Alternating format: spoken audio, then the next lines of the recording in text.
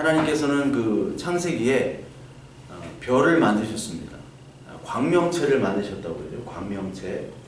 그 광명체 자체가 사실 우리 예수 그리스도를 사실 상징하는 거죠. 그 어둠 속에 반짝이는 별 볼 때 우리는 하나님이 창조하시고 하나님이 만드신 그 우주뿐만 아니라 하나님이 하나님의 나라, 하나님의 자녀들을 만드셨다는 것을 사실 우리가 봐야 되는 것이고, 그래서 아브라함에게도 약속을 하셨잖아요. 저 하늘의 별과 같은 많은 자손을 주겠다. 그 자손이 바로 그리스도가 그 아브라함의 자손으로 태어나는 것이고, 족보에서 배웠죠. 그리고 동시에 그리스도로 인하여 교회와 많은 성도들이 이제 생겨난 것이고, 그래서 별이라는 것을 예수 그리스도를 얘기합니다. 이게 민수기 24장에 나오는데, 우리 민수기 한번 볼까요? 민수기 24장 17절을 한번 볼게요. 24장 17절. 민수기 24장 17절을 보면 237페이지입니다. 구약성경.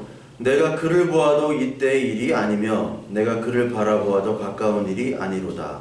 한 별이 야곱에게서 나오며 한 규가 이스라엘에게서 일어나서 모압을 이쪽에서 저쪽까지 쳐서 무찌르고 또 셋의 자식들을 다 멸하리로다 라는 말이 나옵니다. 여기 한 별이 야곱, 이스라엘에게서 나온다고 그러죠.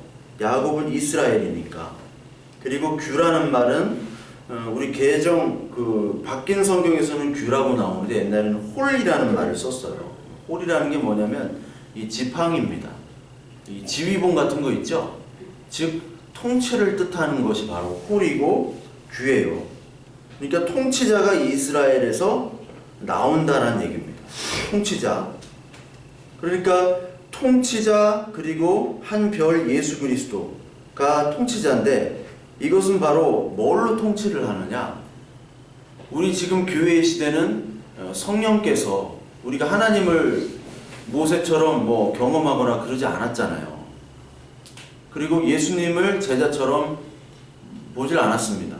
근데 우리가 이 성경 말씀을 믿게 되는 것은 성령의 영으로, 성령 하나님으로 말미암아 우리가 이 성경을 믿는 거잖아요.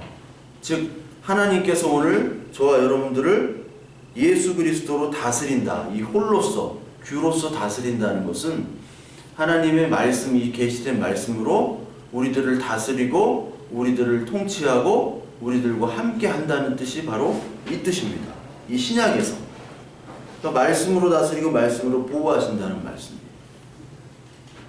그래서 우리에게 이 별, 이 성령의 조명 예수 그리스도가 바로 우리들의 마음을 비춰서 이 말씀을 깨닫게 된다는 얘기입니다. 이것이 어디에 나오냐면 베드로 후서에도 나옵니다. 베드로 후서 1장을 한번 볼까요? 베드로 후서는 신약에 있습니다. 베드로 후서 1장 19절. 1장 19절을 보면 또 우리에게는 더 확실한 예언이 있어 어두운 데를 비추는 등불과 같으니 날이 새어 샛별이 너희 마음에 떠오르기까지 너희 것을 주의하는 것이 옳으니라. 그러면서 20절에 먼저 알던 성경의 모든 예언은 사사로이 풀 것이 아니니, 하나님의 말씀이 이 샛별, 별이 나오죠. 또 그러니까 예수 그리스도의 영, 이 별이 우리의 마음을 비춰야지만이 이 성경의 모든 것들을 알게 된다는 겁니다. 그래서 사사로이 자기 마음대로 성경 말씀을 그냥 적용하고 이야기하고 하지 말란 얘기죠. 자기 마음대로. 우리가 이제 큐티를 하잖아요. 큐티를 하는데 큐티를 반대하는 분들은 바로 이런 것 때문에 반대를 합니다. 큐티의 어떤 적용 부분에 있어서 자기 마음대로 적용을 하는 분들이 있어요. 그래서 큐티에 대한 위험성을 얘기하는 분들이 있습니다. 왜냐하면 자기 마음대로, 여기가 사사로이 푼다는 거거든요. 개인의 유익과 개인의 맞게 자기의 합리화를 위해서 이 말씀을 사용할 때 바로 위험해질 수가 있는 거죠. 그래서 하나님의 영이 비칠 때만이 우리가 이 말씀을 보고 적용할 수 있다는, 그러니까 우리가 큐티를 할 때도 말씀을 읽을 때도 우리는 항상 하나님, 내가 내 마음대로 하는 것이 아닌가요? 하나님께서 그 성령의 영을 비춰주셔서 내가 말씀을 잘 깨닫게 해주시고, 그리고 이런 말씀을 잘 나에게 적용하게 해달라고 우리는 하나님께 늘 간구하면서 이런 것들을 해야겠죠. 그래서 하나님께서 바로 그 예수 그리스도라는 별을 우리에게 주셨다라는 이야기가 나옵니다. 그게 또 계시록에서도 똑같이 나오는데요. 계시록 22장에 보면, 계시록 22장은 성경 맨 끝입니다. 성경 맨 끝에 22장 16절, 성경의 맨 끝장을 보시면 됩니다. 16절, 나 예수는 교회들을 위하여 내 사자를 보내어 이것들을 너에게 증언하게 하셨노라. 나는 다윗의 뿌리요 자손이니 곧 광명한 새벽별이라 하시더라. 다윗의 뿌리, 우리 족보할 때 다윗의 자손을 배웠죠? 다윗의 뿌리며 광명한 새벽별, 별로서 자신을 표현을 한다는 겁니다. 그래서 그 별을 보고 이제 동방박사가 깨닫는 거죠. 근데 원래 동방박사라는 사람들은 뭐라고 그랬어요? 점술가라고 그랬죠. 점성술가. 별을 보고 점을 치는 사람들입니다. 이런 별을 보고 점을 치는 사람들은 누구냐면, 우리 그 22장 16절을 우리가 읽었는데 15절 한번 봐요. 15절. 15절에 보면은 그 구원받지 못하는 사람들을 얘기합니다. 성에 들어갈 권세를 못 받는 사람. 15절에 보면 개들과 점술가들과 음행하는 자들과 쭉 나오죠. 살인자, 우상숭배, 거짓말 좋아하는 자, 다 성 밖에 있으리라. 성 밖에 있다는 거는 우리가 구원과 관계없는 사람들을 얘기하는 거잖아요. 측량을 했을 때. 근데 개들이 나오죠? 이게 강아지들이에요? 네, 개들. 그럼 우리 꿍이는 천국을 못 가는 거야? 꿍이는 어떻게 해야 돼? 어? 개들. 점술가들, 점쟁이들 있죠? 그 왕꽃선녀님들. 여기 바로 영초라. 이거 못 가는 거예요. 이거 어떻게 되는 거예요? 네. 음행하는 자. 예수님께서 살인자. 예수님께서 눈으로 보는 것, 마음으로 품는 것도 살인과 음행이라고 그랬는데, 우상숭배, 거짓말 좋아하는, 지어내는 자. 우리들 다 거짓말도 좋아하는데 이거 다 못 가네요, 우리. 여기 점술가가 나오네요. 점치는 사람. 이게 바로 동방박사입니다. 신명기 18장 9절에도 똑같이 점을 치는 자는 죽이라고 했어요. 즉 점술가인 동방박사가 예수님을 경배했다는 건 우리가 사실 점술가고 개들이고 음행하는 자인데, 하나님의 영으로, 하나님의 은혜로, 그 언약으로 우리를 살리는 장면을 바로 여기 또 얘기하시는 거예요. 그러니까 우리가 바로 점술가죠. 우리는 뭔가 미래를 궁금해하잖아요. 미래 불안하잖아. 왜 우리가 불안합니까? 미래가 없다고 생각하니까, 미래가 확실치 않으니까 불안한 거죠. 그거를 바로 여기 사실 15절에 보면 개들은, 이 개가 뭐냐, 잘 모르는 게 개죠. 이야기가 안 되는 게 개잖아요. 뭘 얘기해도 듣지 못하는 게 개예요. 왜 웃어? 키워봐서 알잖아. 걔는 잘 대해주면 이게 걔가 지가 주인인 줄 알아. 사람인 줄 알아.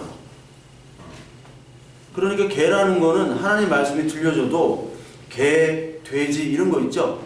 개, 돼지들은 모든 짐승을 얘기하는 건데, 짐승은 말이 안 통한다는 거예요. 말을 해도 듣지 않는 사람들을 얘기하는 거예요. 그래서 특별히 성경에서 개들을 유대인에 비유했습니다. 개들.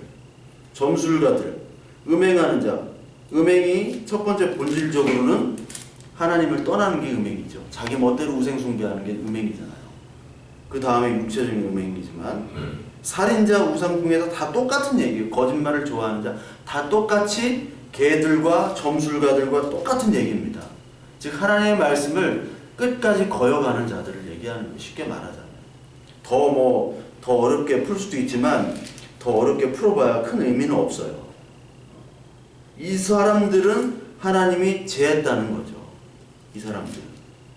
즉 하나님께서는 이 점술가들, 개들, 이러한 자들을 사실 우리를 얘기한 것이고, 그럼에도 불구하고 이 동방박사가 경배할 수 있었던 것은 그들의 마음을 별을 비춰줬다는 거죠. 15절처럼 하나님이 우리의 마음을 비춰주지 않으면 우리가 죄인인 것도 깨닫지 못하고, 우리가 예수님이 우리를 위해서 죽으셨나도 모르고, 그러면서 열심히 교회에서 청소도 하고 밥도 하고 찬양도 하고 전도도 하고 예배도 드리고 할 수 있다는 것이죠. 그것을 얘기하는 겁니다. 하나님께서는 그 동방박사도 하나님은 언약으로 성령을 비춰주셔서 경배할 수 있는 자리로 끌고 오는 거죠. 반면에 헤롯은 물론 이방인이지만 유대의 모든 문물을 알고 헤롯이 특히 성전을 지었죠. 헤롯이 왜 성전을 지었냐면 유대인들의 환심을 사기 위해서 헤롯이 성전을 지었어요. 이때 헤롯 왕은 BC 40년에 이 왕이 임명이 됩니다.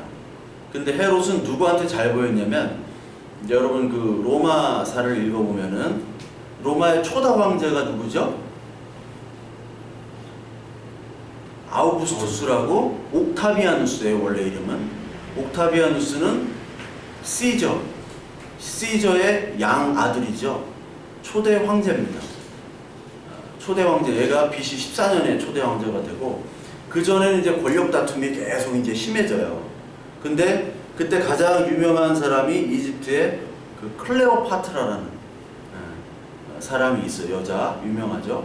클레오파트라가 시저의 아이도 낳고, 근데 이 시저가 죽은 후에는 이제 안토니우스라는 남자의 여자 그 애인이 돼버려요. 그래서 안토니우스와 그리고 그 클레오파트라랑 연합을 하고, 그리고 옥타비아누스와 대결을 해서 옥타비아누스한테 지고, 클레오파트라는 뱀한테 물려 죽었는지 아니면 어떻게 죽었는지 모르겠지만, 뱀한테 물려서 죽었다고 그러잖아요. 근데 이게 안토니우스가 그때 악티우메전이라는 곳을 지는데, 그 전까지 안토니우스의 신임을 받아가지고 여기 왕에 임명이 돼요. 그때가 BC 40년입니다. 선영이가 너무 지금 졸려. 너무 농구를 열심히 했어 우리. 농구를 너무 열심히 했어. 우리는 참 농구도 하고 참 좋은 교회였죠. 농구장이 우리 교회 앞에 있잖아.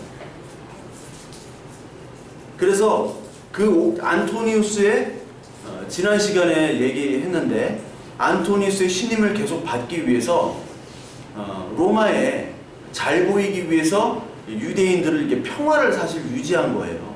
그러기 위해서 성전을 졌어요. 왜냐하면 그때 고사님도 얘기했지만 지휘관이 사고가 나면 안 되거든. 진급이 안 되거든, 유지가. 그런데 이 유대 지방은 항상 사고가 많은 지역이에요. 왜?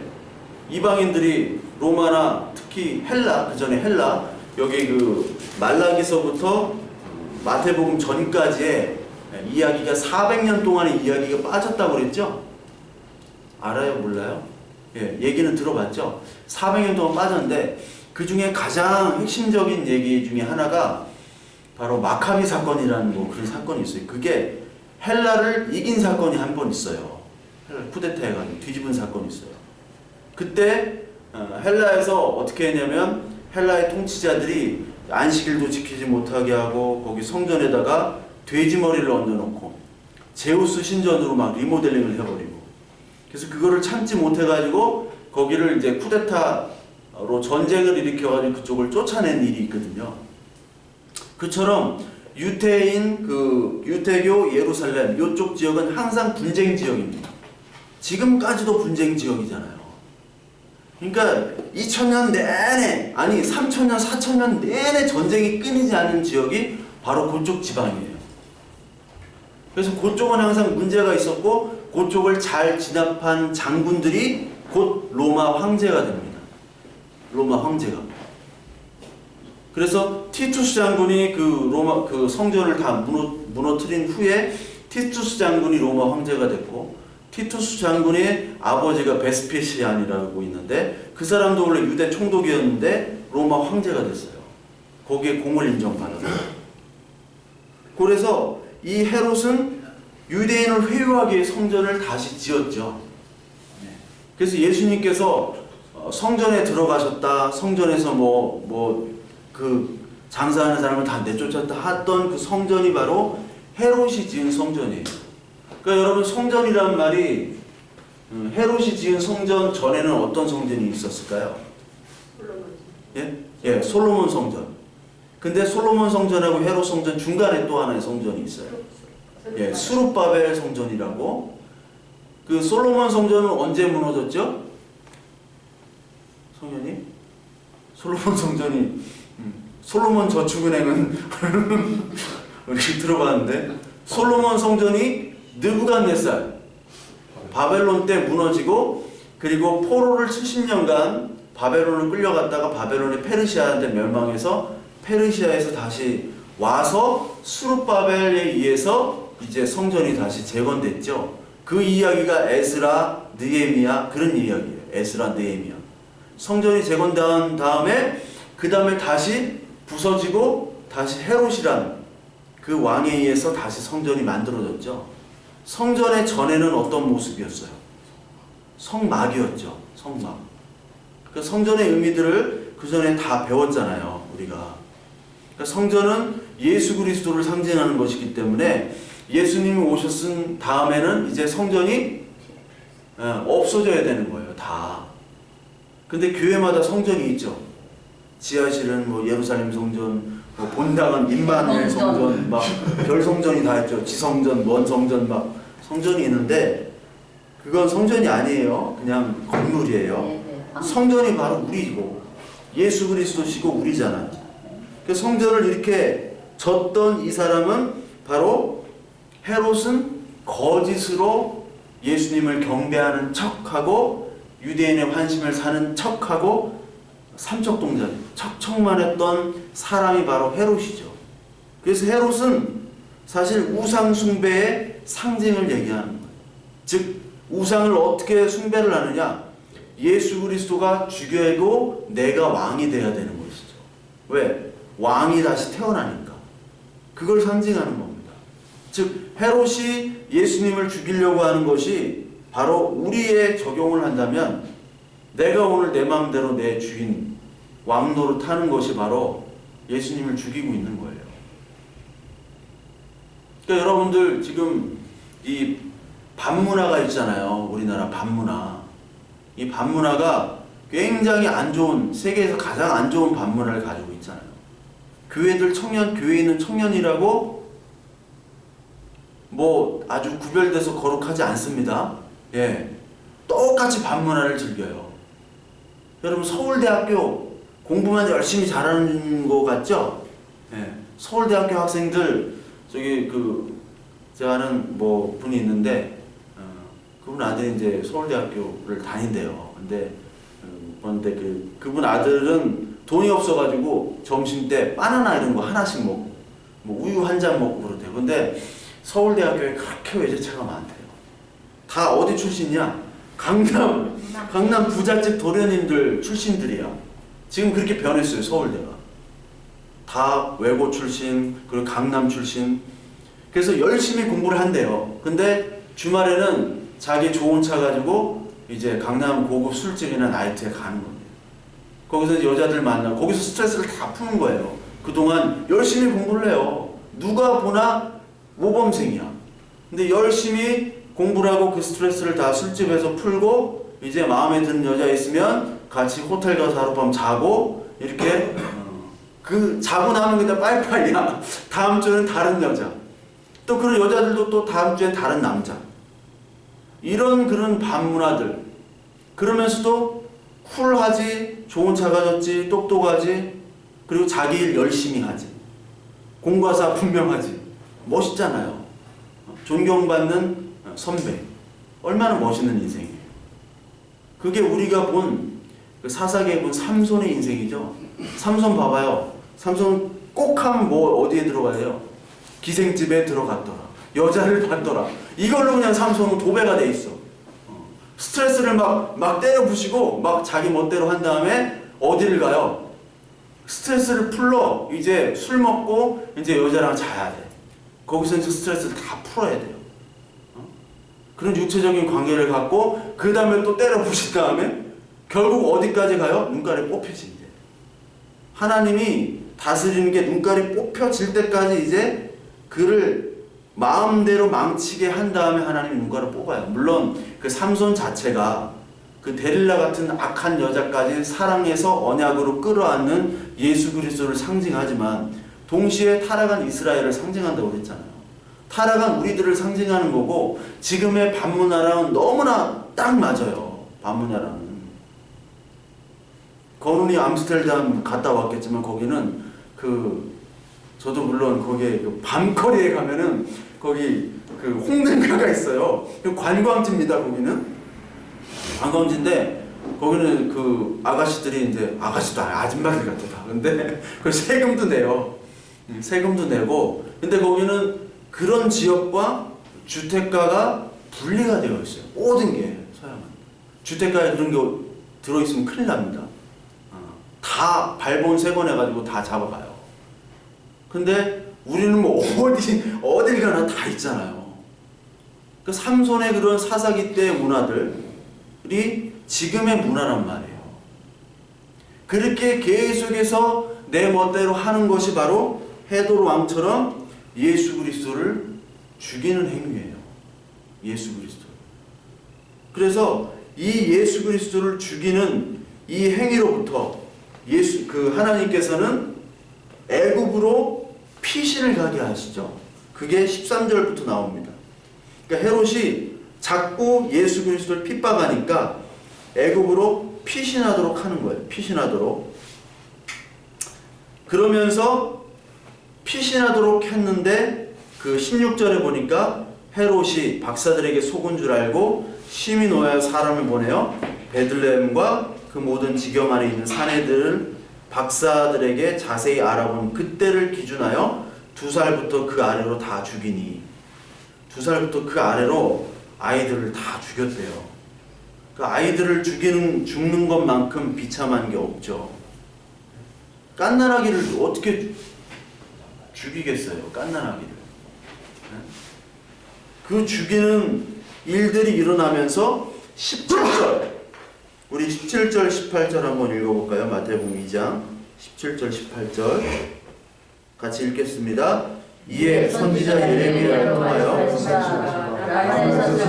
크게 통곡하는 소리가 들리니 라헬이 그 자식을 위하여 구하는 것이라. 그가 자식이 없으므로 위로받기를 거절하였도다.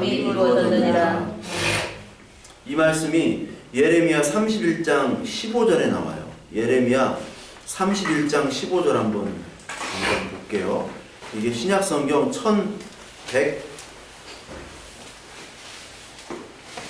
1100페이지 구약성경 예레미야 1100페이지 31장 15절. 자, 여기 한번 읽어볼게요. 여호와께서 이와 같이 말씀하시니라. 라마에서 슬퍼하며 통곡하는 소리가 들리니 라헬이 그 자식 때문에 애곡하는 것이라. 그가 자식이 없어져서 위로받기를 거절하는도다. 16절 17절 한번 같이 또 읽어볼게요. 여호와께서 이와 같이 말씀하시니라. 내 울음소리와 내 눈물을 멈추어라. 내일의 삭슬 받을 것인즉 그들이 그의 제적 땅에서 돌아오리라. 여호와의 말씀이니라. 너의 장래에 소망이 있을 것이라. 나의 자녀가 자기들의 지경으로 돌아오리라. 여호와의 말씀이니라. 이게 무슨 말씀이냐면 라헬이 나오고 라마라는 장소가 나오죠. 이게 예레미야는 지금 바벨론에 의해서, 바벨론 알죠? 바벨론에 의해, 왜 금융 이름은 다 솔로몬, 바벨론 왜 다 그런지 모르겠어. 바벨론에 의해서 포로가 돼서 끌려가잖아요. 포로가 돼서 끌려가니까 모든 아들들이 지금 끌려간다는 묘사를 하는 거예요. 특히 라마라는 지역에서 이 포로들을 이렇게 다 모아가지고 한꺼번에 끌고 가는, 그 이스라엘 사람들을 이제 끌고 가는 겁니다. 특히 이때 끌려간 사람 중에 하나가 다니엘이잖아요. 그러니까 어떤 사람을 끌려가냐면 이렇게 다 우리 교회처럼 막 튼튼하고 멋있고 예쁘고 정민이처럼 이런 애들만 끌려가지 이렇게 좀 딱 봐가지고 추리잖아. 이렇게 추리는 애지 좀 비실비실하고 뭐 좀 뭐 잘 아무것도 하는 거 못하고 그런 애들은 다 이스라엘에 남겨뒀어요. 거기 가서 써먹으려고 애들을. 그 바벨론으로 끌고 간 거예요. 그러니까 가장 똑똑한 가장 최고의 우리의 자랑할 만한 아들 딸들을 보낸다고 생각해봐요. 엄마가 생이별을 하는 거예요. 얼마나 슬퍼요. 그런데 그 엄마를 대표적으로 라헬이라고 그랬어요. 라헬. 라헬이 누구 부인일까요? 야곱. 야곱의 몇 번째 부인? 두 번째 부인이죠. 첫 번째 부인은 누굴죠? 레아. 어떻게? 선생님 알고서 뭐 입 벌린 거야? 입 벌렸는데. 레아. 자, 그럼 첩 이름 갈까? 첩? 예, 레아와 라헬 갔는데 첩 이름 2명 아는 분 없어요? 어려워. 예. 실바. 실바. 격투기 선수 실바. 예. 빌하. 실바. 예. 이런 한 4명이나 뒀어. 참. 근데 이 라헬이 아들이 누굴까요? 라헬이 낳은 아들 2명 있는데 에브라임? 아, 그건 너무 갔어요. 손자야, 손자. 요셉과 베냐민. 요셉과 베냐민. 그러니까 지금 요셉과 베냐민. 지금 여기 16절 마태복음 2장 16절에 보니까 베들레헴과 그 모든 지경 안에 있는 산의 아이라고 그랬죠. 베들레헴 지방은 예루살렘의 바로 밑에 지방이에요. 그 지방은 주로 유다와 베냐민 지파의 땅입니다. 지파로 따지면 즉 라헬은 베냐민의 어머니예요. 베냐민의. 그래서 베냐민 지파는 그 이스라엘 지파의 맨 밑에 쪽에 자리 잡았어요. 즉 뭐냐면은 이 말은 온 이스라엘 맨 밑에 있는 지파까지 그 아들들을 다 끌고 갔다는 얘기예요. 라헬의 베냐민 지파가 밑에 남부 지방이거든요. 거기까지 다 끌려갔고 베냐민이 맨 막내잖아요. 첫째 아들부터 막내 아들까지 다 끌고 갔다는 얘기예요. 그거를 상징하는 겁니다. 다 끌고 가니까 이게 자식이 없으므로 자식이 다 사라졌잖아요. 위로받기를 거절했대요. 그때는 끌려갔지만 지금은 죽임을 당하는 거잖아요. 그 이야기를 여기서 동시에 인용을 하는 겁니다. 그런데 그 아들들, 그 애기들은 다 죽었지만 누구는 살았어요? 애굽으로 피신시키시는 거죠. 애굽을. 누가요? 하나님이 피신시키시는 겁니다. 즉 예수 그리스도를 피신시키셨듯이 우린 예수 그리스도의 자녀니까 우리도 사실 이러한 핍박으로부터 피신하도록 우리를 하나님께서 인도하시는 거죠. 또 상징하는 거예요. 이 상징이 계시록에서 나와요. 계시록에서. 우리 계시록 12장 한번 볼까요? 요한계시록 12장을 한번 볼게요. 요한계시록 12장을 보면요.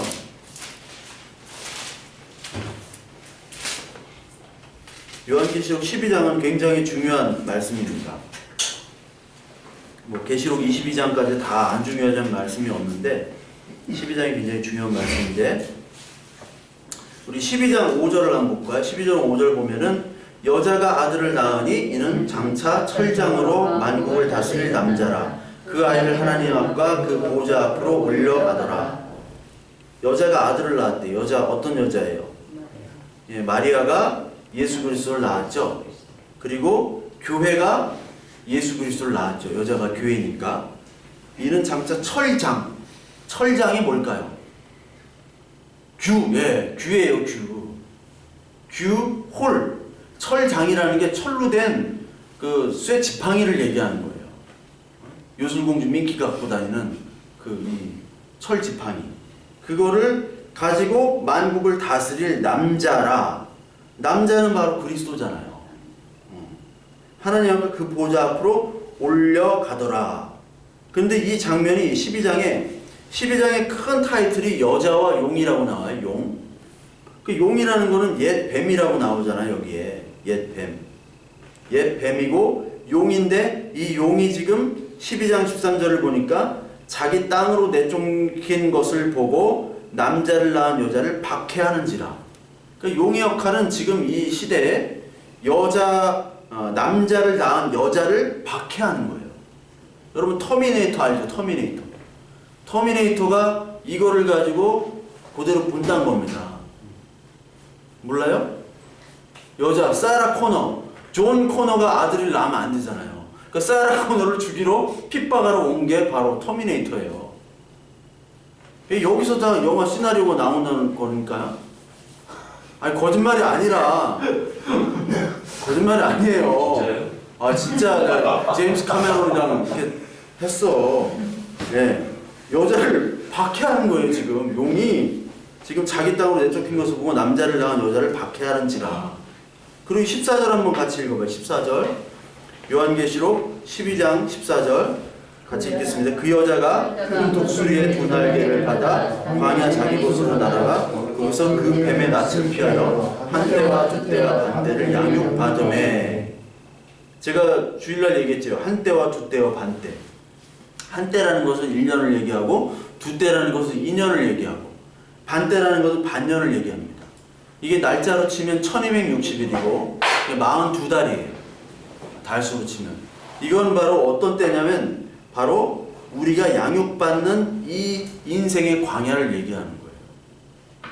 인생의 광야를 통해서 우리가 하나님으로부터 양육을 받고 보호를 받는데요. 즉 여러분 모세의 인생을 한번 보면은 모세가 40세 때 지금 이제 40 다가오는 사람들 있죠? 네. 40세 때 정민이도 곧 40이야 이제. 훅 가. 어? 아 하빈이. 이 40세 때 사고 쳤잖아요. 사고 치고 쫓겨난 다음에 광야 생활을 40년 동안입니다. 근데 이 40년간이 바로 양육을 받는 때예요. 그리고 하나님이 큰 날개를 가지고 박해를 피해 가지고 거기서 자라게 하는 데가 바로 광야입니다. 즉 우리 인생이 바로 광야인데 우리 인생은 완전한 하나님의 자녀로 자라나기 위해서 이 인생의 광야가 반드시 필요한 거예요. 반드시.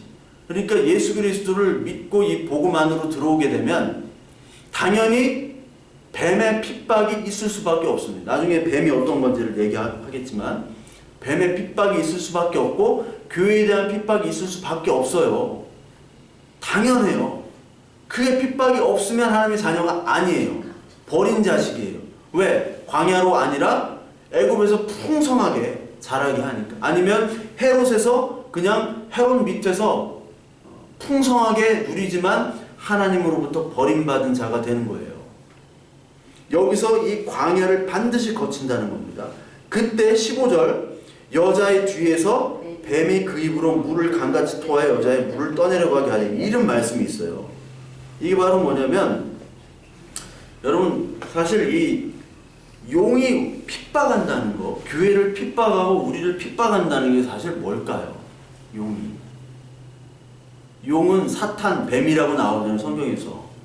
그러면 사탄이 우리 교회를 핍박하고 나를 핍박하고 나를 괴롭힌다. 그게 과연 무슨 얘기일까요, 사탄이? 사탄의 정체는 뭘까요? 사탄의 정체. 막 늑대 인간 같이, 아니 막 뱀파이어 막, 이런 애들처럼 막 물러가라 막 하고 막 귀신아 물러가라 막 그런 거 있잖아요. 네. 그 사탄의 정체는 뭘까요? 예? 예, 유혹도 있을 수 있고.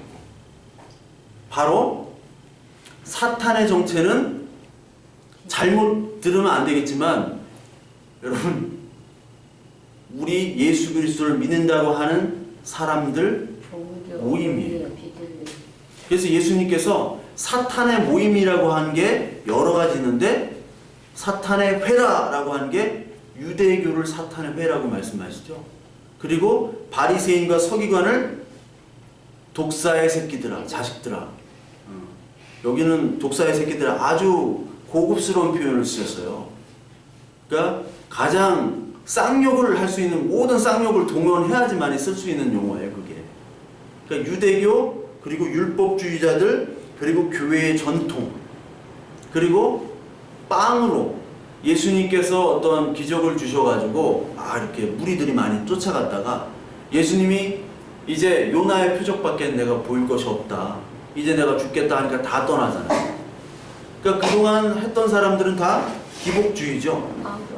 그리고 율법주의는 뭐예요?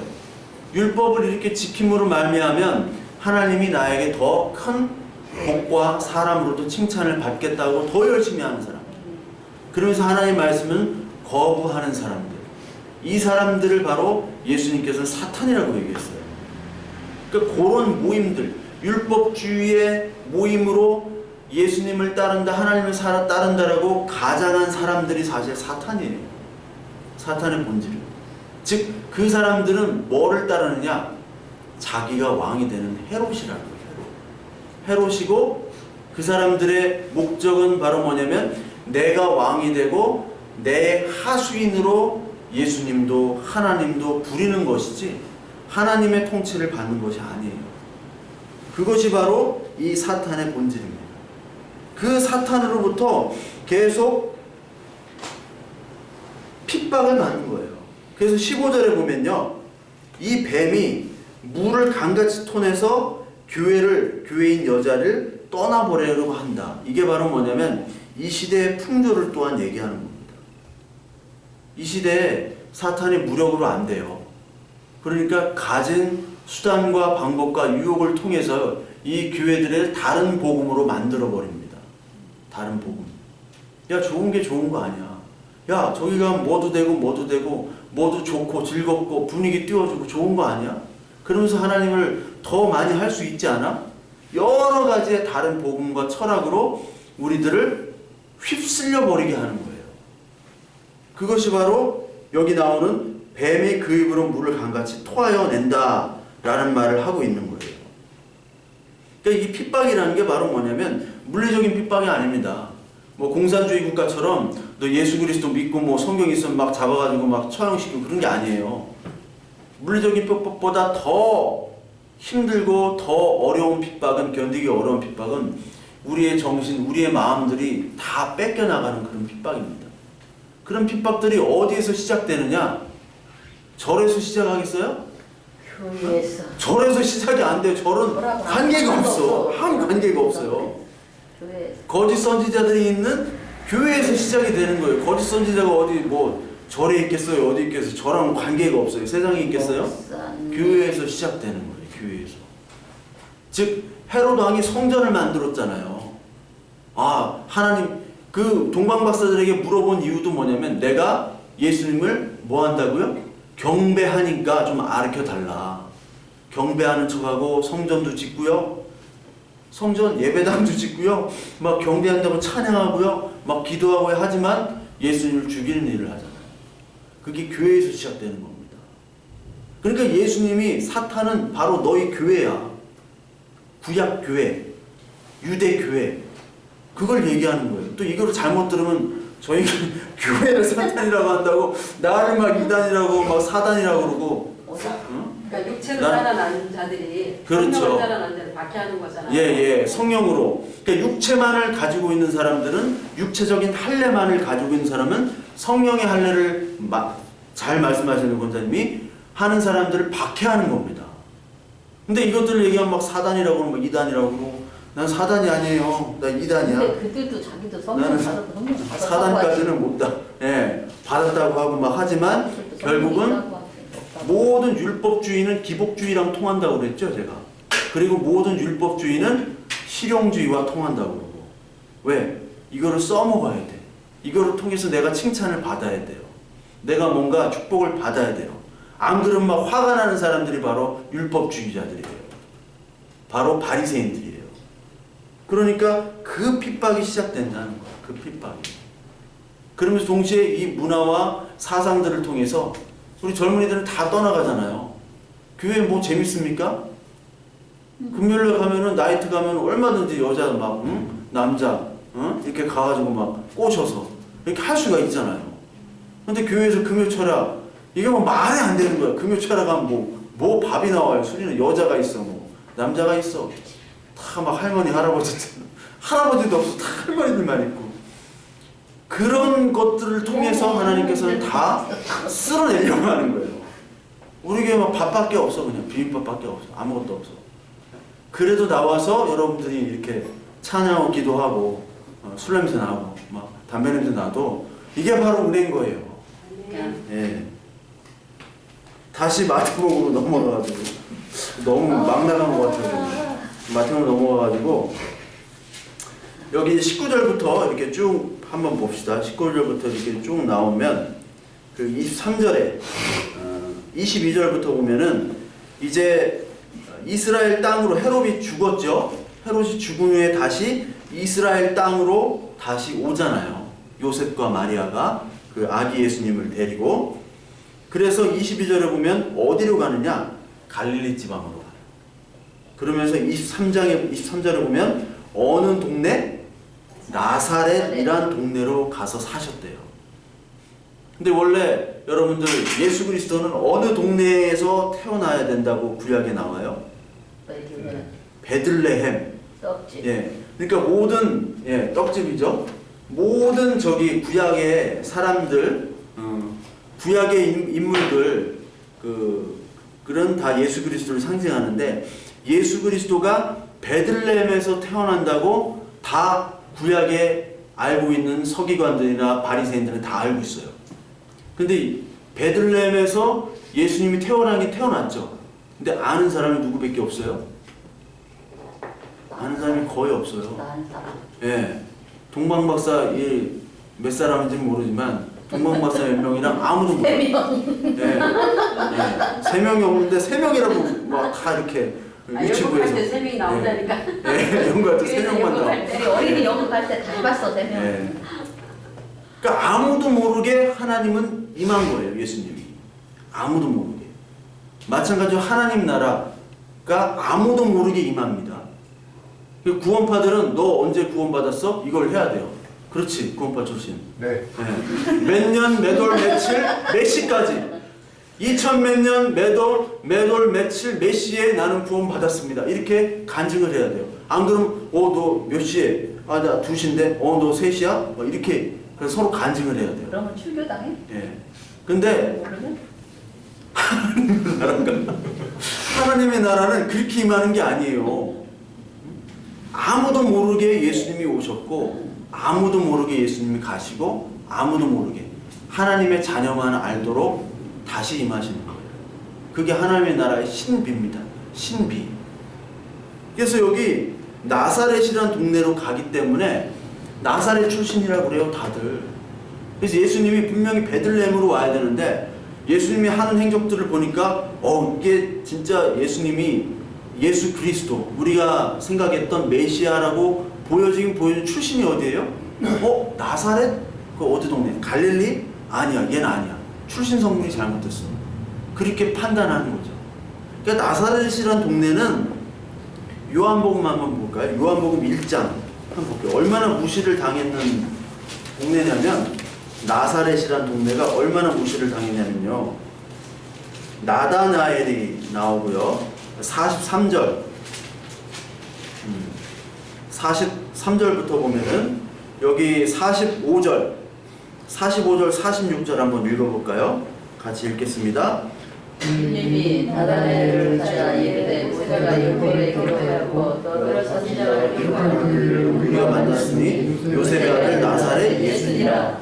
나다나엘이 이르되 나사렛에서 무슨 선한 것이 날 수가 있느냐. 빌립보서 이르되 와서 보라 하니라. 나사렛에는 선한 게 날 수가 없는 거예요. 출신들이 있죠. 너 강남 출신, 너 막 어디 출신? 청담동 막 근데 어디 좀 막 어디 땅끝에 어디 뭐 이상한 마을, 무슨 리, 무슨 군 무슨 리, 무슨 군 무슨 리. 이 출신이라고 하면 뭐 듣도 보지도 못한 듣보잡 출신들은 일단 제외가 되는 거죠.